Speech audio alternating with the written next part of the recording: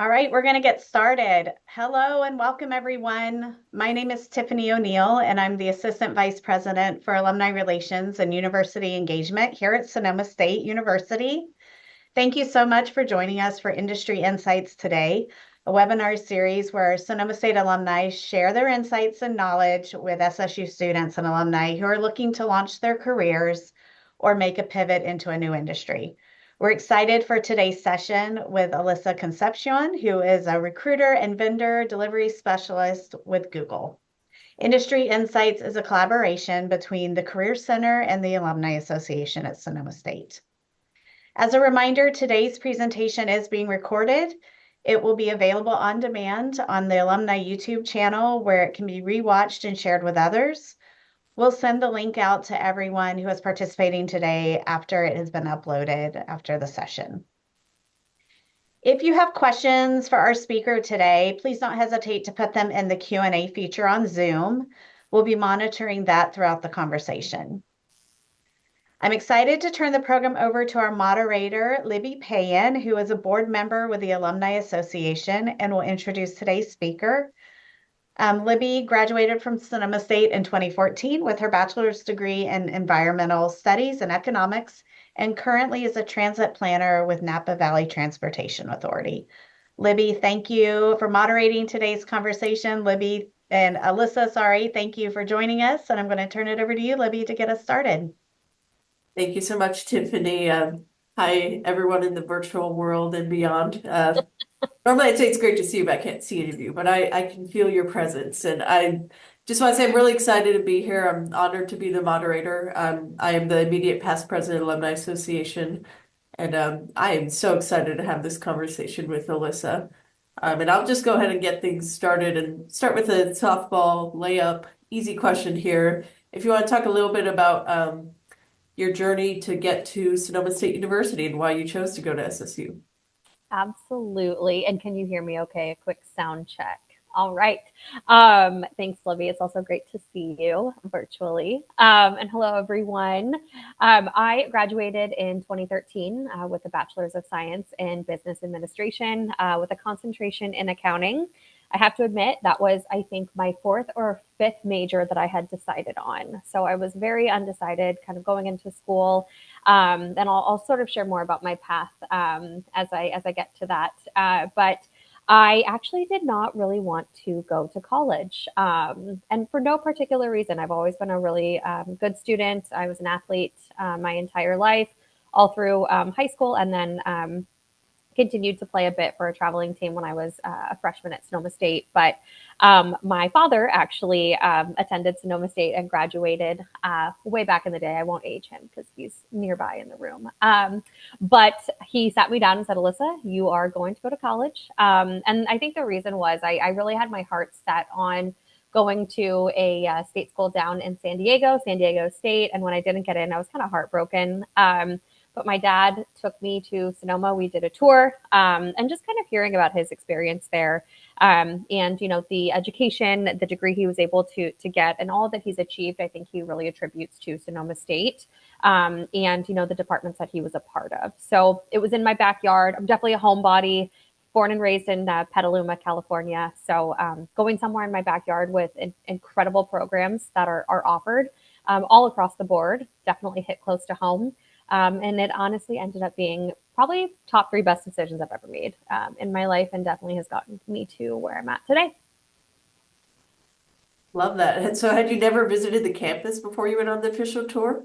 I had never been around the campus. I had done softball camps for the travel team that I mentioned. So I'd been on, you know, the softball field. I had been in the gym, but I had never been to campus. And so when I stepped on campus, it was kind of a wow moment where I looked around and I just couldn't believe that all of this was in my backyard.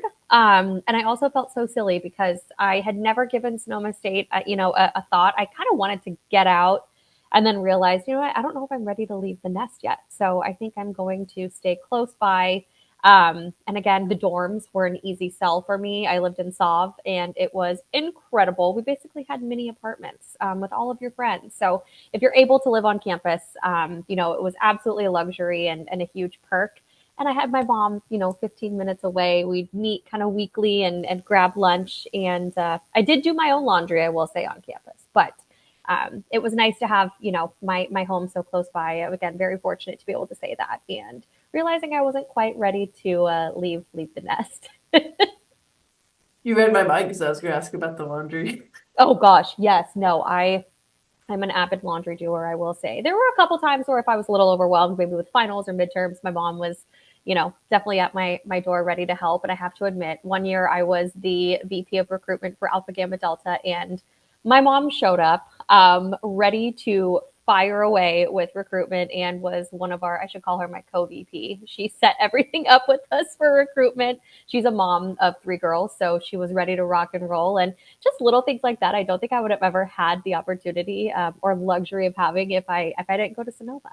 So it was great. Love it. And I hope most people listening can relate to how awesome the dorms are. Oh my gosh. Such a huge Yes, selling point for anyone. absolutely. Yes, yes. So what skills or experiences from your time at Sonoma State have been most valuable in your journey to becoming a recruiter at Google?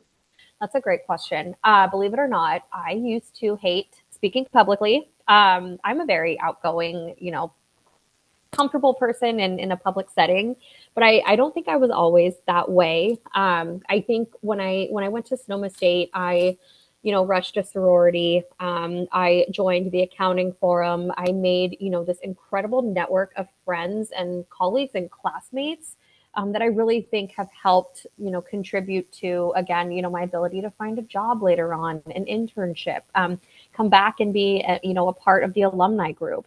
I think when I look at, the specific pieces that prepared me, my role in sorority, just being part of something greater than myself and having a sense of purpose, from philanthropy to planning events to going through recruitment, and kind of taking myself out of my shell and realizing, hey, there is a big world out there. Use the resources at your fingertips and make the most of those. And looking at the accounting forum, um, that was, I think, the turning point in my time at Sonoma State where I realized, you know what, I really like accounting. I can't believe I'm saying that because Ask Me Today and whew, couldn't get out of there fast enough, which I'll share more on later. But that kind of threw me into the world of, client service and professional services and looking at a career that's historically been male dominated, and still kind of is, but kind of a launching pad into being something bigger and better than I could have ever imagined. And slowly getting me into a place where I was working for one of the top accounting firms or client service firms in the world, Deloitte and Touche. I had a great experience there, but none of that would have been possible without the resources at Sonoma State, like the accounting forum. Shout out Joe Standridge. He was incredible. I honestly say everything that I was able to accomplish in accounting and client service are all because of Joe. He really puts his students before himself always, and he was an incredible professor. And just having him as a resource again, and he was my professor for a couple of classes, became a really really good friend and trusted advisor. So plenty of resources, clubs, sororities, your friends, your professors, all of the above. So the recurring theme I'm hearing is the importance of being involved and what Yes, that could lead to, and then yes, making connections because absolutely. professors and other staff members and your fellow students are all there to help each other.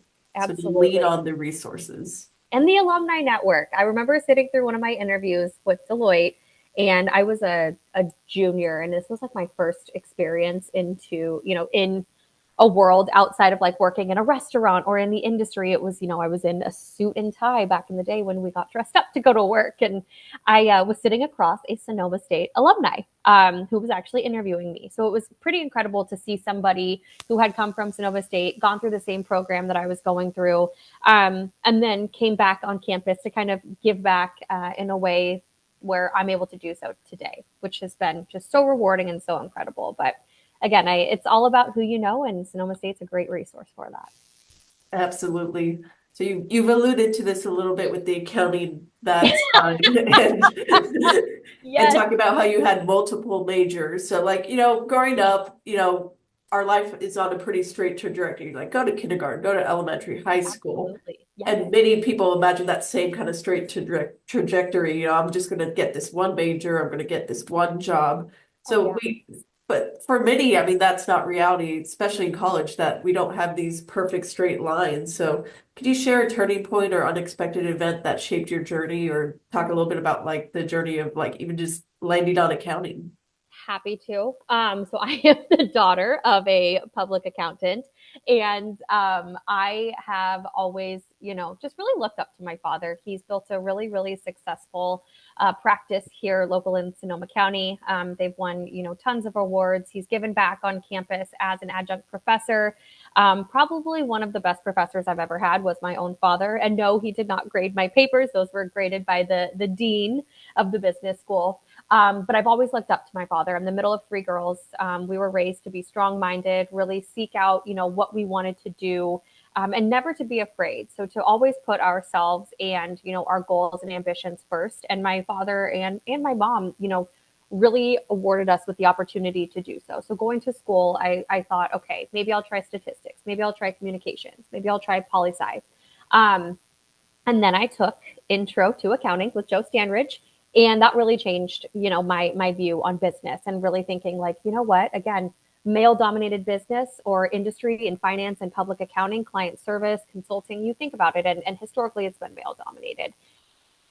To be a part of that change. And having, a father in the industry who had given me my first internship at his firm, God bless him, he took a leap of faith with me, and getting that experience, but knowing that I had the support both in the classroom and at home. So I will say I wanted to be just like my dad, and I was, come hell or high water, I was going full speed ahead to be just like him. I wanted to be someone who kind of changed the industry and showed other women that you could do anything you want, public accounting or whether it be, software engineering, which is what I'm involved in now.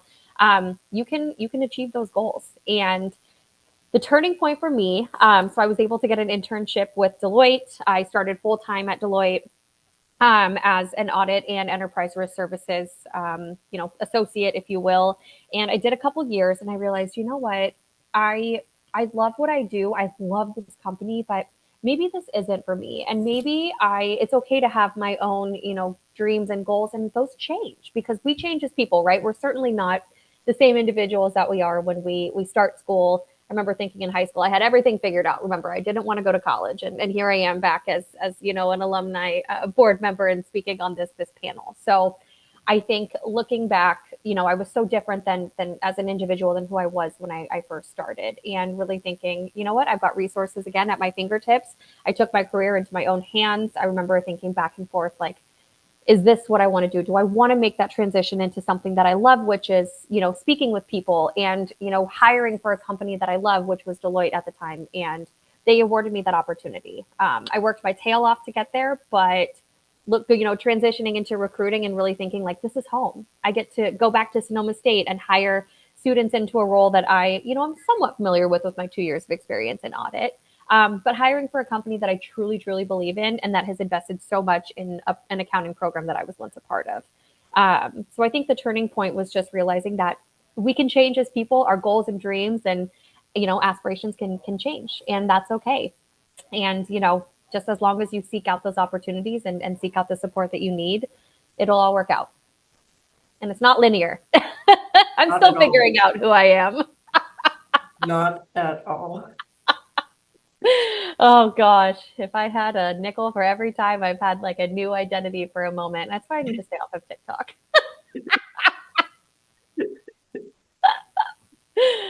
So there's probably a lot of people tuned in today because they saw, ooh, a Google recruiter. Could you talk a little bit about like what's a typical day or week like in that role, and like what are some of the misconceptions out there about the tech industry?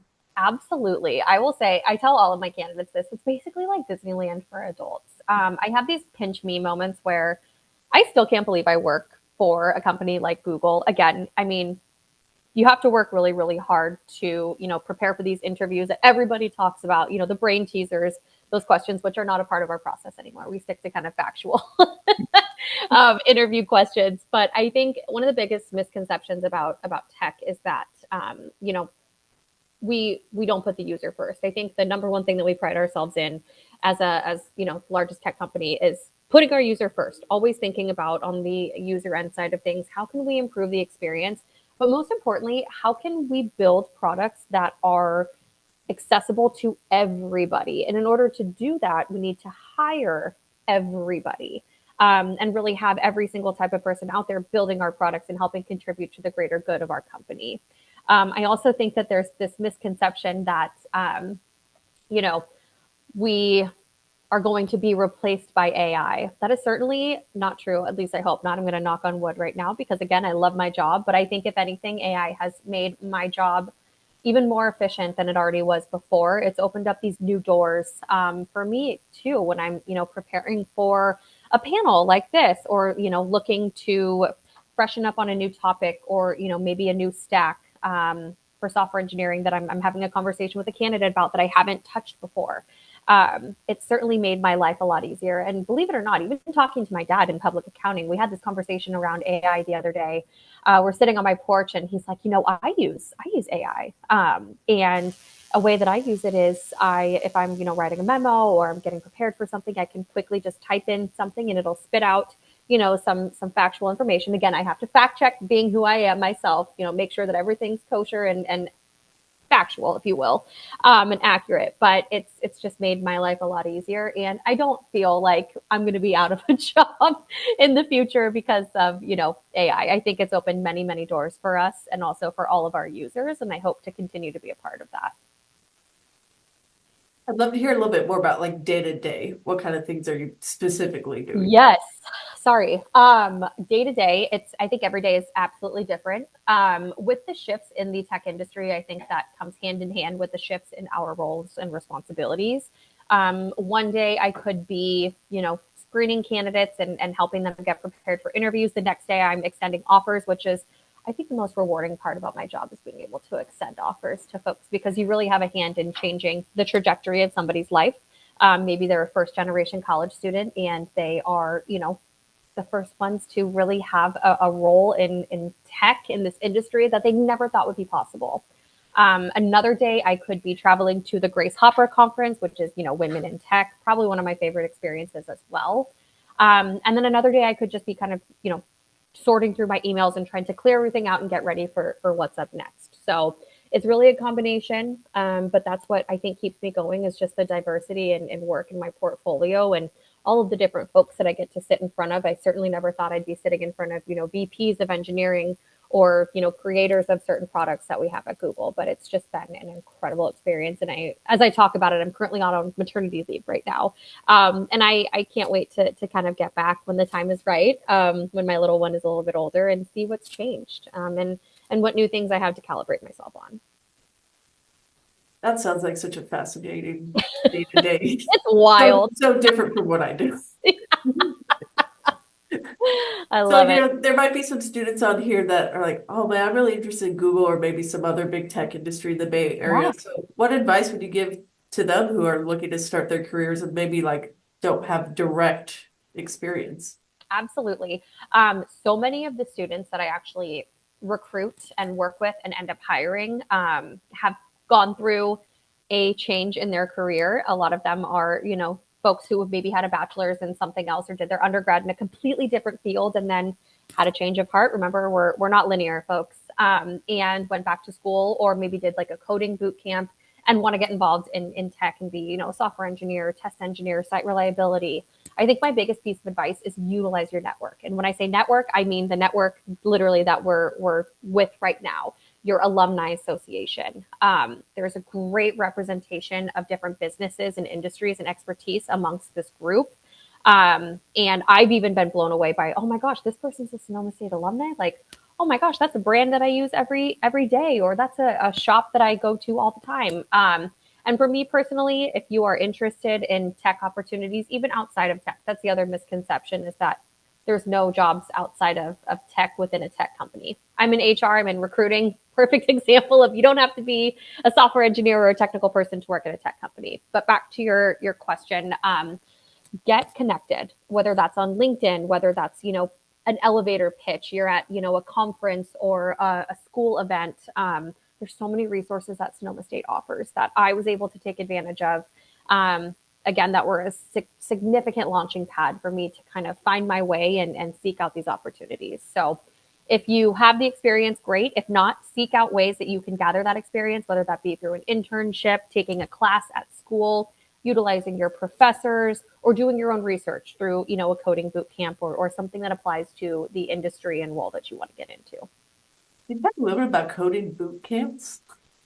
Yes. So coding boot camps essentially, I don't want to say they replace a degree because I think they offer, something completely different than a degree. It's essentially a shortened program where you are learning how to code and essentially take on the roles of a software engineer. And it's a shorter amount of time to where you're kind of coding all day, every single day, instead of, taking exams and going through kind of, a standard schooling program or degree. And what's great about the roles that I hire for is you actually don't need a degree as long as you have adequate experience, which a coding boot camp counts as. So I'm more than happy also if there's a way that we could distribute that, kind of share some of the coding boot camps that I've hired from. If folks are interested in that, it's a great way if you don't want to go back to, school and get your master's or do your undergrad. A coding boot camp is a perfect segue into a career in engineering or tech. Love that. Fascinating. An easy way Right? of spending years getting a Yeah. master's. I wouldn't say it's the shorter way, probably not the easier way because it's, condensed into a shorter program, but you are all day, every day working on learning all of these different programming languages, different stacks of software engineering. And it's pretty fascinating. The experience, of the folks that I've hired has always been really positive. So I think it's created a great opportunity for folks that maybe don't have, the resources to go back to school. Very hands-on, it sounds like. Yes, we love it. That's great. So you talked quite a bit about networking, using LinkedIn, using, Yeah. your resources. So can you share any effective strategies for networking or standing out during the job application process, in particular in the tech industry? Absolutely. I think always come to the table prepared, whether that be familiarizing yourself with your resume before an interview, doing some research on the role that you are applying for. A couple of things that I did, I think before, speaking from experience before my interviews with Deloitte and Google was just looking into the roles and responsibilities or as much information as I could get. What would the day-to-day look like and how can I personally use my experience, that I've got in my toolkit and apply that to the role that I'm interviewing for or what the company is trying to achieve. Another way I would recommend getting prepared is just kind of looking into extracurriculars that the company offers and asking about those because so much of what you do is role related, right? But there's so many other opportunities that you can take advantage of at the company that really help you become a well-rounded employee. And one of the ways is, through an employee resource group, for instance, something that you have interest in. Also, looking at what's going on in the media with your company that you're interviewing with or interviewing for, kind of knowing what the latest and greatest is. And then I think with the networking piece specifically is if you are looking for an opportunity and you're not sure how to enter into the industry or to get involved, look up as much information as you can. Look up conferences. I mentioned Grace Hopper. Look up things going on your campus or in the area. For instance, within the accounting forum, we had Meet the Firms, which was a great opportunity to go and just get exposed and to kind of launch yourself into this world of, the industry that you're interested in being a part of, walking around to the different booths and talking to these different firms and just familiarizing yourself with what that process is. I think at first it's really scary because you have to put yourself in a very uncomfortable situation, but get comfortable with being uncomfortable because that is what life is about. And you never know the opportunities that could, come your way or kind of fall into your lap once you do so. That's like hashtag that, get comfortable, put it up Yes. on a wall, make it I a am slogan. still uncomfortable. I was nervous as heck for today. So I think, again, doing something like this for me, I'm like, oh my gosh, I get to talk, with my fellow alumni and again, give back to a school that has afforded me so much happiness and just, success. I think doing things that are outside of your comfort zone. So true. What are some of the qualities you think that are most important in the tech industry? I think across all industries, this is super applicable, which is nice because it's essentially a one size fits all, but not particularly. So I think qualities that I look for are well-roundedness, right? We can all be great and a master of one thing, but are you a master of a couple of few things or a couple of different things? What did you do during your time in school? Were you strictly a student? Did you work? While going to school? Are you able to balance a few different things? Are you a team player, good communicator? If there are developmental areas, do I sense a growth mindset in there with questions that I ask? Your ability to kind of take your developmental areas and really chip away at those. Ability to receive feedback. That's a huge, huge one at Google. We are constantly delivering and receiving feedback. So kind of getting comfortable with being uncomfortable piece. Um, Other qualities, are you kind of, I guess, contributing to the greater good of what we're trying to accomplish as a team, as a company. I think oftentimes it's easy to kind of put your own needs and desires first, but you can't really do that at a big company where you're making products that are accessible and useful for everybody. You have to be a team player and you really have to treat others as if you wanted to be treated. Both that's important in your personal life, but guess what? That's also top of the line, number one top of the list at a company when you're working in a team. And your ability to lead. Not everybody is a leader, but I think your ability to kind of, lead with good intentions is huge. And you'd be surprised all of these things that we can kind of gauge in a 45-minute interview. But those are just the things that are kind of top of mind. Let me know if there are any that I didn't cover that you're interested in. No, and it circles back to the importance of being involved and just, I mean, you're so right. If I were hiring, if I were in that position, I'd want to see someone well-rounded as well. Did you Absolutely. just go to school and just go to class? Or yeah, were you in a sorority? And oh my gosh, you were part of recruitment in that sorority. And oh, and on top of that, you did student government. I mean, Yeah, those things really matter. And you did talk about how a absolutely. lot of the skills you learned at Sonoma State came from the involvements. And not to say you learned nothing in class. I'm certainly not saying that. But there's so much to be learned outside the classroom as well.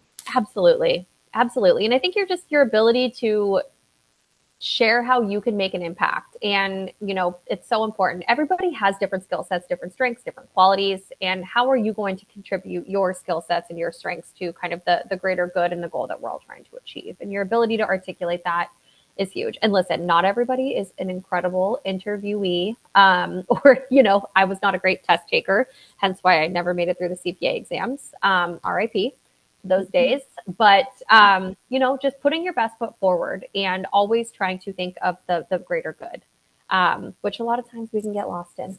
We've got things going on personally, professionally, but always kind of putting others before ourselves is always going to be important to me. You touch on so many things, but if there was just one piece of advice you had to give to someone starting their career, whether it's in tech or Yeah. elsewhere, what's the one piece of advice? One piece of advice. Oh gosh, this is so hard. Um, Going back to nothing is linear. Do not ever be afraid to make a change or make a shift. If it works for you, that is what's most important. I think the other piece of advice is don't ever be afraid to be your authentic self. That is who you are as a person, and it's not going to fit everywhere, but you will find a place and a team where that fits. I promise you. And if that's with a company like Google, amazing. Then I've done my job as a recruiter.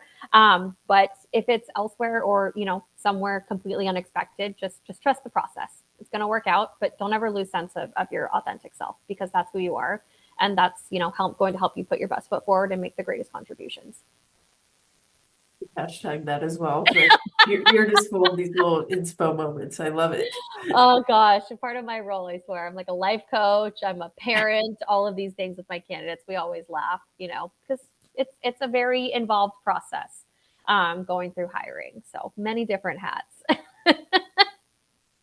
Now, I know the tech industry kind of has a reputation of being like very like demanding, time consuming. Absolutely. So how do you prioritize your well-being and maintain a healthy work-life balance in a demanding industry? I love this one. I am again, I'm fortunate enough to work for a company that recognizes the importance and actually prioritizes work life balance. I have an incredible maternity leave as part of, our benefits package, where I'm off essentially for anywhere from 6 to 8 months, where I get to raise my little one. And that is a luxury that I'm pretty sure hardly, any company has offered historically. And I hope that things change where folks get more time to, raise their kids and be at home and be present, because it's so important if that's the path you choose to take. Coming from someone who did not plan on having kids, and I just welcomed my first. But I think utilizing my company's benefits and familiarizing myself with them, because there's so many. And I remember, preparing to become a parent, I was like, whoa, there's many different, pieces that I can kind of put together to create this leave package for myself. And I'm so fortunate to even have that opportunity in a company that prioritizes that and puts that first. I think another way is incorporating, some form of exercise in my day. For me, I love doing body rock. It's kind of Pilates and Legree mixed together, but telling my boss, hey, I'm going to log off for about an hour and a half, do a workout, but I'll be on later. There's also, again, not a strict 9 to 5 with our role and our team. As long as we get our work done, that's what's most important, whether you do that at 6 o'clock in the morning or 9 o'clock at night. So long as you're attending, these key meetings and kind of important events that are on your calendar that you're kind of expected to be at. But it's not a one size fits all approach. And I commute from Petaluma to San Francisco, and I take a bus that gets me there around 8:30, but I also leave at 2:15. I sometimes work on the bus. I sometimes, will take a minute and just enjoy my ride home and log back on when I get home. But I think trying to take advantage of the benefits and opportunities that are offered to me as an employee, but also making sure that I'm, nurturing and giving attention to my personal life and trying my best to find that balance. A lot of communication with my partner. But yeah, just realizing that I've got the support and resources to do so. And also trying to be kind of, a pillar of exercising my work life for my team, so that if I, am managing folks, the team that I oversee, them knowing it's okay to log off early for a day if you need to, and to come back on later, and to just take a moment or take a breath and to kind of do what works best for you, as long as you're getting your work done. Different strokes for different folks. So true. I just want to take a moment to remind everyone that's listening in right now that we do have a Q&A function. I'm asking all these questions, but I'd love to hear from everyone who's on the Zoom right now. If you have a question for Alyssa, please, you could drop it in the Q&A chat, and I'll make sure to ask her the question. So just want to remind everyone of that. I'm just curious. You talk about having to work at 9 p.m. and 6 a.m. Are you working with people like in all kinds of different time zones, I'm sure?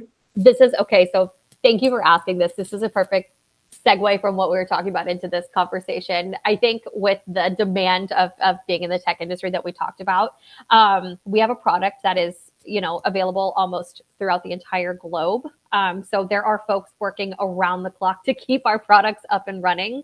So I think this whole like working these ungodly hours, that's where that common misconception comes from. But hold on, going back to your question. What was your question again? I wanted to get that point. Like you had mentioned, sometimes I work at 6, sometimes I work at Yes. 9 p.m. Yeah, how you coordinate. Yes. Okay, so that's and going to time zone. So I work with candidates all over the world too, which is pretty incredible. So sometimes I'm on a call at 6:30, 7 a.m. And this is not every single day. This is kind of once in a blue moon when I have someone who's maybe traveling.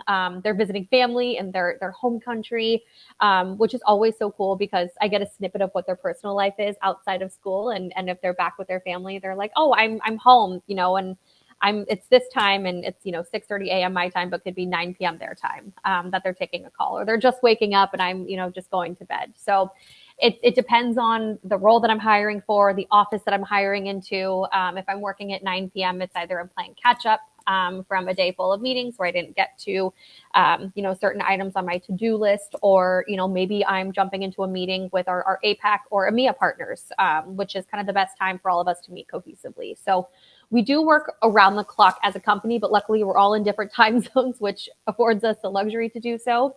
But that's kind of the cool piece, is getting to work with folks across the globe. It may be at a time that, again, is not desirable, but that's very, very rare, and still has presented some really cool opportunities to learn. So yeah, just the flexibility. And if that's the case, if I'm working at 6:30 a.m., I have a meeting, I am certainly logging off early that day.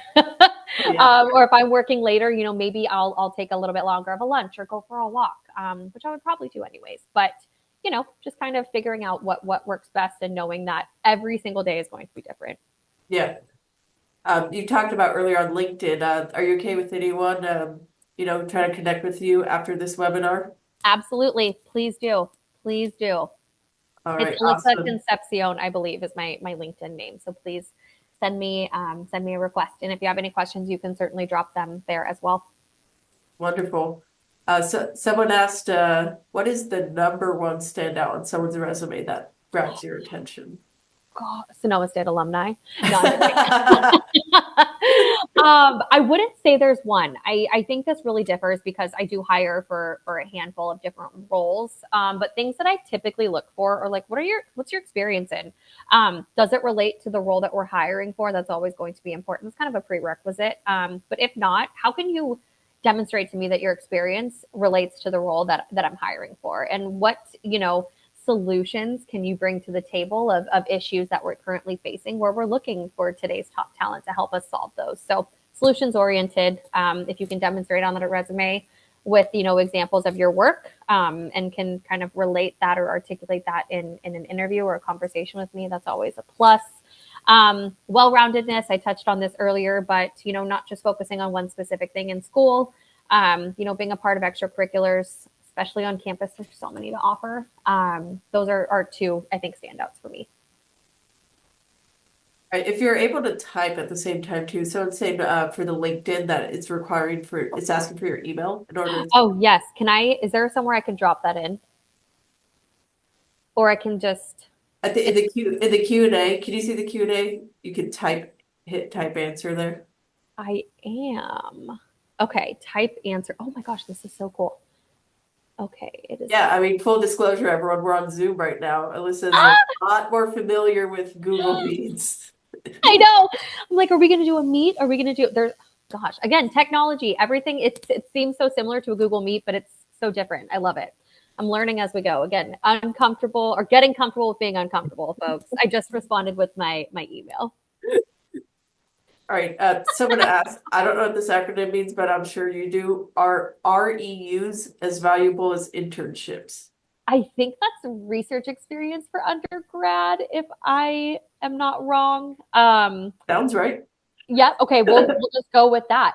So, yes, research experience is just as important. I think the only time where research will differ, not saying that it's not valuable, but is if we're looking for specific full-time experience, research is not kind of a full-time role, or a full-time job. So that would be the difference between being an engineer somewhere for a year versus being a research assistant for a year. That's the only time where we'd say, hey, we are looking for full-time experience in the industry, but research just as important as an internship. You're still gathering that experience, just has a little bit different of a job description or experience that we're looking for. But I work with research folks all the time, especially in the PhD space. But any experience that relates to the role, we will always consider. That's a great question. That is, now that I know what it stands for. I think so. If I'm wrong, please correct me. I'd love to. Yeah, please put in the Q&A if we got that completely wrong. Look at us, Libby. We're learning today too. Never ends. So, I mean, as you know, the tech industry is just always evolving. So, I mean, how do you feel like you stay ahead of the curve and like are up to date and up to speed on everything going on in the field? If you feel like that at all, maybe you feel like you're behind. I don't know. It seems like a crazy industry to stay I feel like because I'm not a software engineer, I'm always going to be behind. But I will say, like, and this is so interesting. Before I interviewed at Google, I was like, I have experience in finance and accounting. I don't have experience in tech or software engineering. So how am I going to hire? This company's not even going to consider me. But again, if you can relate your experience to the role, that's all that it takes. I think with Google specifically, just taking advantage of the resources that are offered internally. We have this internal platform called Grow, and it's exactly as it sounds. You can basically grow your education and your toolkit with resources offered, whether you want to pick up, coding 101. I took some coding classes virtually through Google when we were in peak COVID and hiring had sort of slowed down, they had so many resources that we could take advantage of that related to our roles. Another way is looking at what our competitors are doing. How can I continue to set the company that I know is incredible, but having to articulate that and pitch that to a candidate? How can I set us aside? So if I'm having conversations with friends that work for competitors or just kind of reading up on research and different news articles that are out there. But I think the number one thing that comes to mind is just taking advantage of resources that we have internally. And there are thousands, tens of thousands of courses that they offer. If you want to pick up, playing a guitar, there is literally a guitar lesson on our Grow site. For me, I try to focus on the technical ones to kind of keep me ahead, and familiarizing myself with what's going on with our products, whether that's conversations that I'm having with our engineers or our technical staff, trying to stay ahead of the curve, and utilize things internally. I'm sure interview candidates are asking things about, specific products or like, oh, what's the latest on, Google Bard or, Yes, yes. I'm like, that's a great question. Let me get back to you. Or hopefully I've got the answer. Hopefully I've done my homework. But yeah, I just think through the power of conversation, the power of, self-knowledge and doing my own research, within the company and our platform of resources and continued education is huge. So what motivated you to stay connected to Sonoma State and join the alumni board and to give back and to be doing something like this today? This certainly relates back to when I went into public accounting. I think realizing that Sonoma had given me so much. And I was in school for, I think, 5 years. And just looking at my time there, it seems like such a long time, but I look back and it now seems like such a short time. And just wanting to give back and provide the same resources in a way, or experience or support that the school had given me. I am so fortunate to sit in a position where I can say I've loved every bit of all the experience that I have. I've only worked for 2 companies, but my time at both has been nothing short of incredible. And all of that is because of Sonoma State and the professors, again, Joe Standridge, who helped launch me into that world. And then I was asked to, come back and hire from Sonoma State. And I was able to go back and kind of provide the same experience on the other side and hire folks into these programs that I had, experience in, but through the path that I had joined the company through Deloitte. And then, with my experience with the Alumni Association and being a member of the board, I was asked to speak at an event, I believe last year. Keep me honest here. I think it was last year, talking about my experience at Google, with all of the athletes at Sonoma State and my experience at Sonoma and how I kind of related all of that and advice that I had. And just being back on campus, I felt so alive. So I was beside myself when I was asked to join the board, because I just think this is such an incredible, unique opportunity that I certainly did not think I was going to have. And being able to come back and have an opportunity like this and just share my knowledge and my expertise. I mean, I still feel like I'm super young in the industry, but sitting here in front of, folks that I've connected with, Libby, yourself, folks on the back end making this possible, it's an absolute privilege and honor. And to be able to do that, and to be awarded that opportunity. And it's huge for me. And Sonoma's just done so many wonderful things. And having these conversations, I hope that folks are able to take away, maybe clubs or resources that they weren't aware of before, because we all have different experiences. And I think being able to share those, that's what's going to continue to help us, expand and help people reach their full potential. Absolutely. Yeah, if you're a current student listening to this, there are so many alums out there that want to help you. Yes, Really want. absolutely.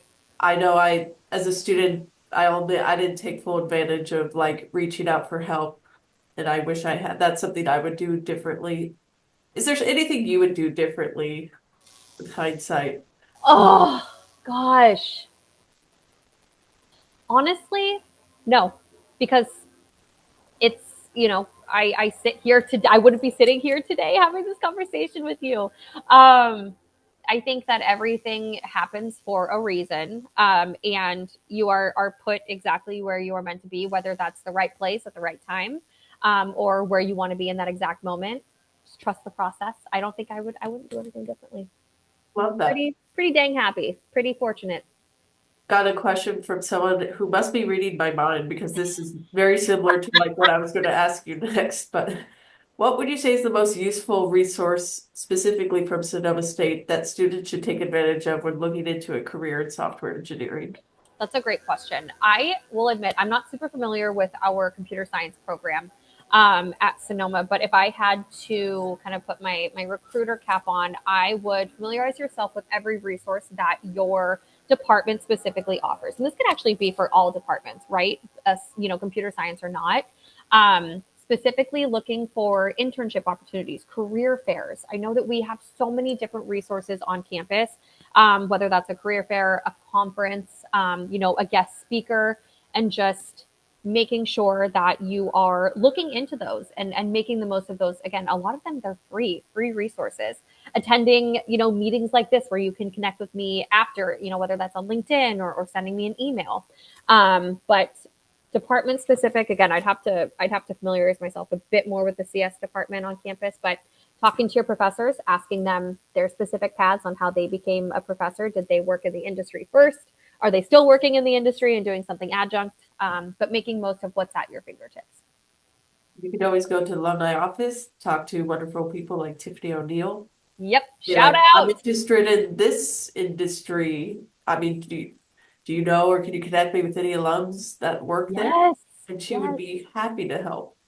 And with that, that feels like the perfect transition to bring Tiffany back on. Gosh, I've had so much fun here. It I really know. fly. Um, Thank Tiffany, you. if you want to wrap things up, I think this has been a delightful conversation. Thank you.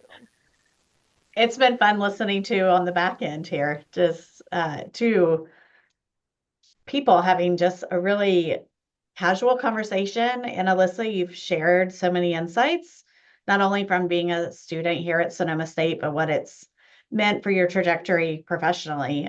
So thank you for sharing that. And Libby, as always, thank you for moderating, for having the conversation, and for being with us. And I have to give a shout out to Amy, who is on the alumni team as well, because she's been really instrumental in making this happen as well. So excited to see so many people online today and some really great questions. So, Alyssa, thank you again. Libby, thank you.